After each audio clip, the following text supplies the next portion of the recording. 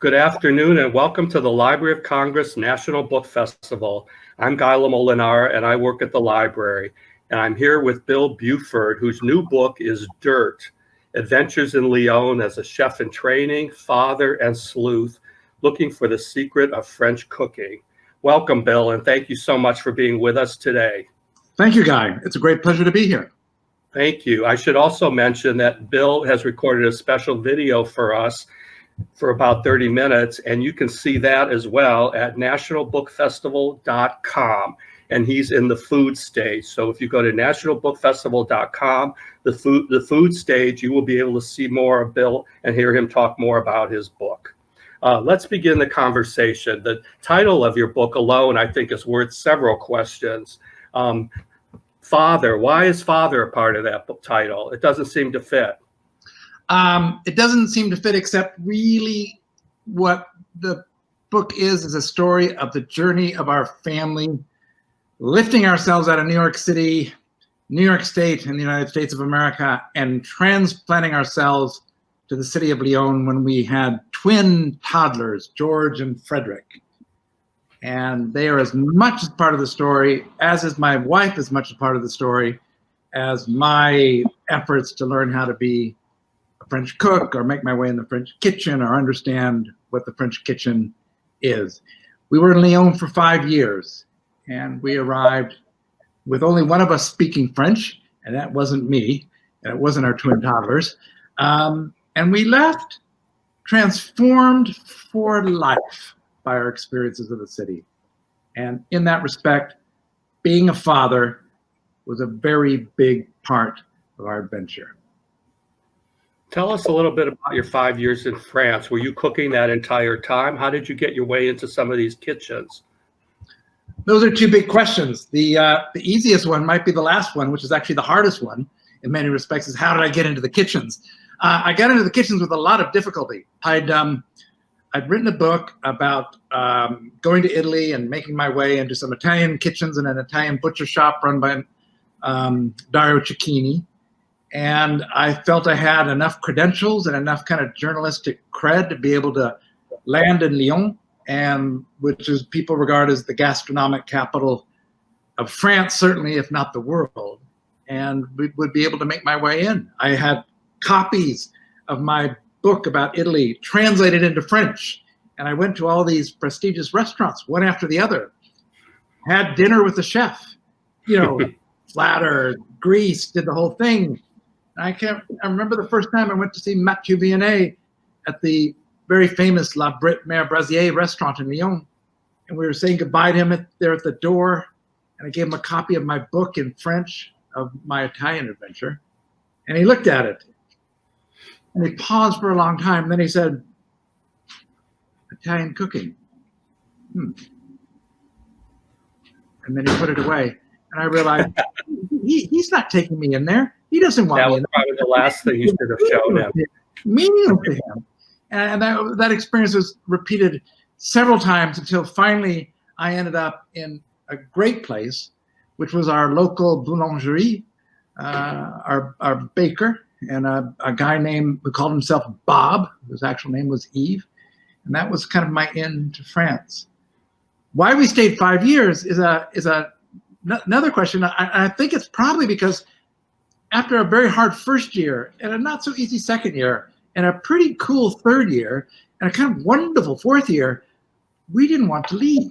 And we left finally because we had an apartment in New York and we were running out of money, and our children were reading French, but they couldn't read English, and they were speaking French, but they couldn't really speak English. And it felt that it was time that we had to go back. It was a wonderful 5 years. Astonishing time for us. How did your experiences in Italian kitchens help you when you went to the French kitchens? Not at all. I think that's probably the honest answer, is not at all. There is, a pretty strong prejudice, at least in the Lyonnais kitchens, against Italian cooking, and they regard most Italian chefs as, just sloppy, messy bozos who keep sticking their hands in their food and they don't know what to do with it. there's a whole Italian thing, like you put your hands in your food and you become part of the food, and you're close to your ingredients. And I even advanced that theory once when I was working in a kitchen, and the chef said, well, then what do you do with your hands? I mean, you got to wash them. And the French approach, of course, is that you use a spoon, or you use two spoons, or use a spoon and a fork, and you never get your hands dirty. And they disregard, mainly the Italians, as without discipline, maybe a lot of soul, and just mainly all about pizza. And it had nothing to do with what you need to know for a French kitchen. And I have to admit, my Italian experience didn't really help me a lot, except that I knew I was comfortable in the kitchen, and I knew I could cook. And I did find comfort in the kitchen when I finally settled in. And eventually I did prove that I could cook French as well. Some people would say that the Italians taught the French how to cook. Is that even acknowledged in France at all? You say some people say that the Italians taught the French how to cook. I think there are two groups of people who say that. One, the Italians. Like me. There we go. And the other group is probably me. When I was in Italy, I would hear over and over again that the Italians taught the French how to cook, and I found it extremely hilarious and would laugh very hard. And they would shout me down. But what they were really saying, which I didn't understand, is that Italian cooking in the Renaissance was an amazing thing. And it's very rarely recognized now because Italian food has moved on and it's changed, and those great books of Italian cooking from the Renaissance aren't read. But it was an amazing thing. It's like it was another branch of the Renaissance. So you've got sculpture, you've got architecture, you've got painting, and actually seldom recognized by most historians. You had the kitchen, and what went on in the kitchen really was the foundation for an explosion of cooking in Italy, and that became the explosion of cooking in France. And I went to France thinking this is a stupid idea. I kind of fell for it while I was in Italy, but when I got there, France is so different from the Italians, and the French really hate the Italians, and except for like cheap holidays or something like that. But the more we were there, and Lyon used to be like Lyon is kind of where the French Renaissance was born, and the cooking Renaissance was born, and it also happens to be a place where there's so many Italians there that they kind of regarded themselves as their own Italian nation in the middle of Lyon. And the more I was in the city, the more I realized, there's something to this. And then when I started getting into the books, I discovered all the early books that were being read in France in the 16th century were mainly translations from the Italian. And in the end, it's like what began as like, nah, that can't be. By the end, it was like, duh, really, duh. You've got these great chateaux on the Loire, which have been designed by Italian architects. And you've got Italians bringing in silk making into Lyon, and you got Italians fashioning the sculpture and the painting and the music. But no one's going to credit the fact that actually the Italians were influencing French cooking as well. You also worked with Daniel Boulud. Absolutely. You worked with Daniel Boulud in New York City, the great French chef. How did that come about, and did you work in one of his kitchens as well? Daniel Boulud is here in New York City and is a generous, beautiful soul. And I felt before I went to France, I should tutor with somebody. And for some reason, I didn't go to Daniel Boulud. And I ended up actually tutoring with a beautiful, gorgeous man, Michel Richard, the very inventive, alas, now deceased chef in Washington, D.C. And I discovered Danielle, who's from Lyon, when we were just about to go to Lyon. And it was a great moment, because here's this Lyonnais chef, Daniel Boulud, who said that when he arrived in America, nobody wanted to know about Lyon. They thought the cooking was fatty and heavy and full of cream and not what people wanted to eat. And he couldn't persuade anybody of Lyonnais dishes. And then suddenly there's this guy, I knew him a little bit, who thinks that not only is Lyon the place he needs to study, not only that Lyon is going to teach him everything he needs to know about French kitchens, but he's moving there with his wife and his twin toddlers, and we've rented an apartment, and we thought we'd only stay for 6 months, but it was clear that we were going very, very deep. And it was a beginning of a very beautiful relationship.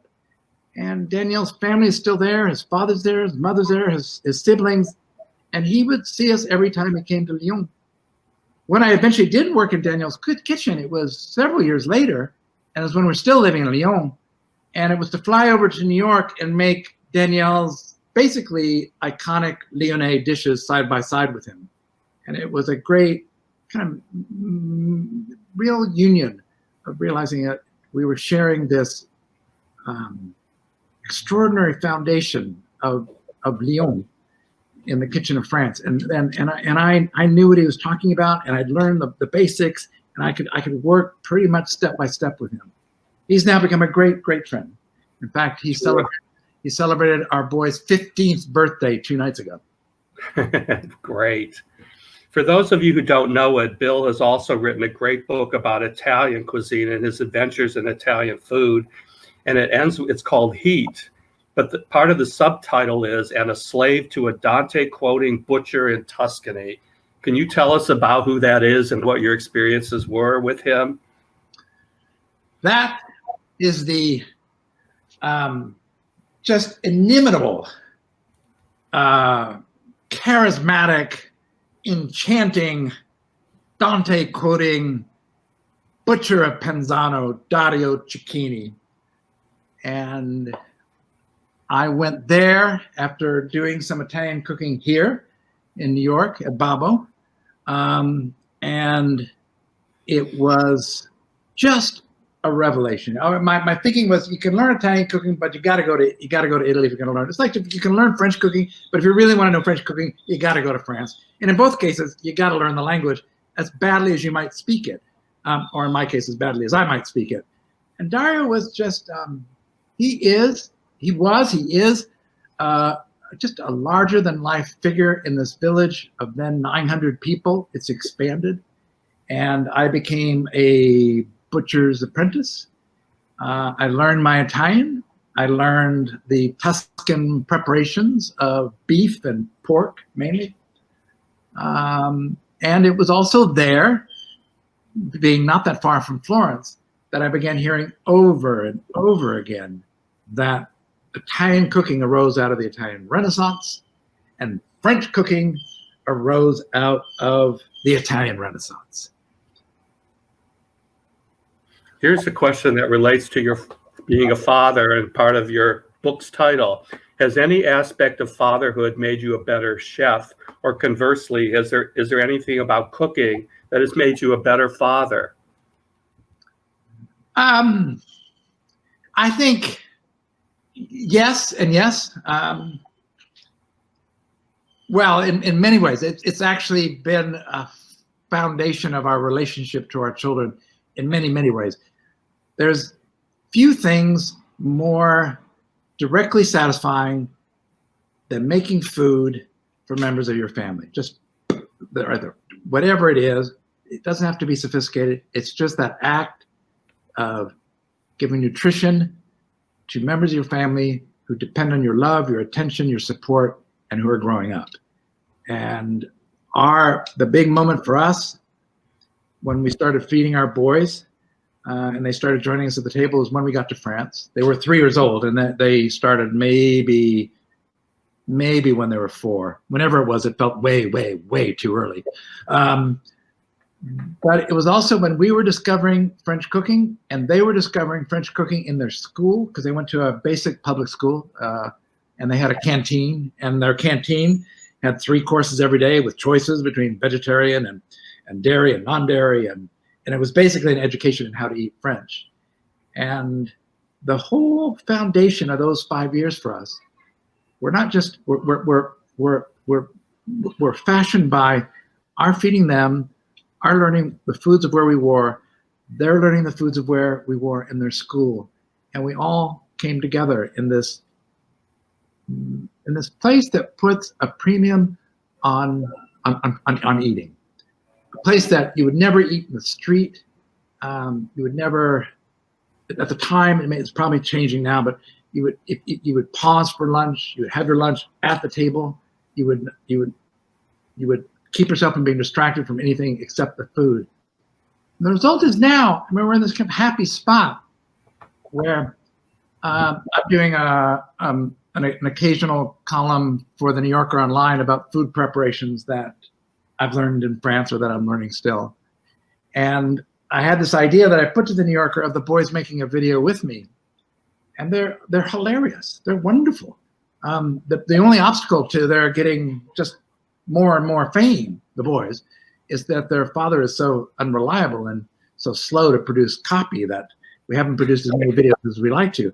But they're 15 years old and we're making food together in these hilarious videos, and it seems like just a natural expression of something that began in that time that we spent together in Lyon. Speaking of your kids, what do they still remember about living in Lyon, and is there anything they miss about not living there anymore? They miss Lyon when we visit. In the beginning, when we came back, they missed Lyon very keenly. When we first came back, they didn't understand the way people ate. They were at a school where there was lunch, but it wasn't lunch as they knew it.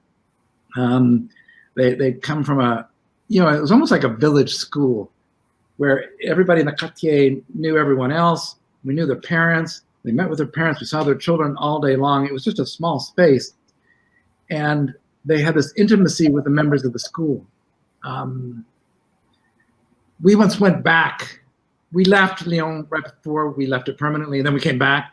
And everyone, and the moment we got back, the boys rushed out to the school because they wanted to see their friends.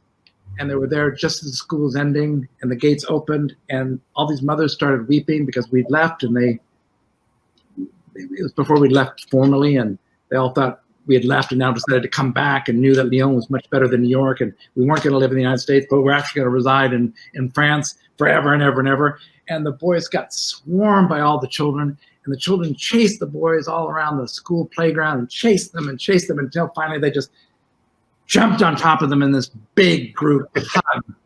And we had to tell these weeping mothers that, oh, actually, we're not staying. Mm. That intimacy was fantastic. I can remember that on the flight back, George was going through a school almanac and going through the picture of each person in his class and remembering them. And it was like, this was the first glimpse of his first experience of missing and longing. It was a very beautiful thing we had there. Thank you. That's a great story. Are you considering any new projects in any other parts of the world, like India or Thailand, or maybe even your home state of Louisiana? Do you think you'll write about food again? Yes, I will write about food again. And I am at the moment enjoying writing these columns for the New Yorker. And I think I'm about to dive into a big French food book. But it is true. I kind of just think of myself sometimes, and I think my wife thinks of herself in the same way, as displaced Mediterraneans. And I think we would love an excuse to be in another place on the Mediterranean, which in many ways we regard as kind of the golden crescent of one part of world cuisine, one part of Western world cuisine. France felt such a stretch when I got there. I thought it's such a mastery that you have to be able to do the cuisine, and you have to do the language, and you have to get accepted, and you have to get into the kitchen. I don't know how far I can stretch. I don't know. I'm fascinated with Japanese cooking, but I don't know, or Thai cooking, but I haven't got that's. But I could see ending up in Spain, say, in 2 or 3 weeks. Here's a question you may not want to answer, but I'll ask it. It says you returned to the U.S. in 2013-14. Why did it take you so long to write this book? I ask myself that question pretty much every day. the main reason is I found it hard. And what I found, they're like, the book is kind of probably several books inside of one book. But what I was really trying to do with the book was come up with a way of representing the enormity of our experience in Lyon, our 5 years in Lyon. And by that I mean, it wasn't, we felt really translated to another place. Our children became of this place. We became part of the community. We became part of, the big moment for my wife was when she was like on the parent-teacher advisory board where they had all these arguments about what the children should eat. My big moment was when I learned that I cut this from the book. I mean, this is symptomatic of the difficulty I have writing the book. It was the school had a program where they would teach the children how to swim, and each week they'd rent a bus and they'd go to the local public pool to swim, and they had lifeguards and teachers, but they needed parents to act as responsible lifeguards for the swimming part. The teachers weren't allowed to for whatever legal reasons, and the lifeguards at the pool weren't allowed to for whatever legal reasons. And as a result, they couldn't get parents to sign up, and the parents didn't sign up, and so they never did the schooling. I had a chance. It was like 12 weeks. I signed up every single one, and as a result, humiliated all the parents. And then they all ended up erasing my name and putting their names in. But I went to these pools where I took children who couldn't swim, and they were panicking, they're desperate, and I had this intimate relationship with every single child, and they were clinging to my neck, and they were like desperate. And one girl went under and had to be, need mouth-to-mouth resuscitation. And thereafter, I had this intimate relationship with the children, and as a result, the children knew me better than the parents, and as a result, we just became so close to the community. And I was just like, I was trying to get that in the book. I was trying to get learning to be a cook, and what it's like to work in a restaurant, and why there are restaurants, and the relationship to Italy, and just the enormity of living in this weird, dark, wonderful, beautiful, soulful city. And it just took me a long time. I wrote stuff and I just thought, oh, that's crap. And I threw away so many, like a lot of things just didn't work. Like the story of like the children getting swamped like that when they went back. I had that in the book, but it was too much and it wasn't working. And so I tossed it, and I was just trying to arrive at something which captured that experience. It was so much more than one story. It was so big. I had a hard time doing it. It took so long because of the limitations of my skills. Here's another question relating to your writing experiences. I think most editors most writers are their own worst editors, but you were the editor, the fiction editor at the New Yorker. So has being an editor affected your writing process? Are you able to edit your work? My wife, who is a great editor and who finally actually is the editor of everything I write, would say that the editing process has completely ruined my work. I spent a long time writing stuff and then editing it and editing it and editing it and editing it and editing it until I finally killed it and throw it away, and then I start all over, and then it works. The New Yorker is a great school. It's a great school for learning how the English language works and how every single sound and word plays its role in a sentence, and how the sentence works in the paragraph and the paragraph works in the story. There's, I make jokes maybe of how it makes me an over editor, but it was actually just a great experience. It's a great tool to be able to be working as an editor with great writers and working with them to make their great writing even better. I mean, Okay, this is a bit of a loaded question. Do you prefer Italian or French food, or do you not have a preference? I think the easy answer to that, which is really a cop-out answer, is both. Both. I love both. And I think actually they're culinary cousins in the way that neither country admits. They are so like this, and they're all making a separate cuisine from pretty much the same ingredients and pretty much the same kind of terroir. And one little indication of it is like cheese, which is perhaps one of the most locally defined foods you can find, especially if the tradition of making a cheese is preserved over centuries. The most cheese in Europe, surprise, surprise, most different cheeses in Europe is France. And I think the number is something like 2,100 different cheeses recognized by the European Union. But the next most is Italy, which has like 1,500 recognized cheeses. And there's no other country that even comes close to that. They're using the same ingredients and they're coming up with their own expressions of it. And they're both beautiful in their own right. We think of Italy as the place you go either as a visitor or an eater, as where you're guaranteed to get a good bang for your buck. But for kind of a deep, they're both full of soul, but there's a depth to French cooking that is mysterious and cultured and thought out and smart that I find just endlessly fascinating. Bill, I could talk to you all afternoon, but unfortunately we have run out of time. But thank you so much for joining us. You've been so generous with your time. I've really, really enjoyed listening to you. And I want to tell everybody we've been talking to Bill Buford, and his new book is called Dirt: Adventures in Lyon as a Chef in Training, Father and Sleuth, looking for the secret of French cooking.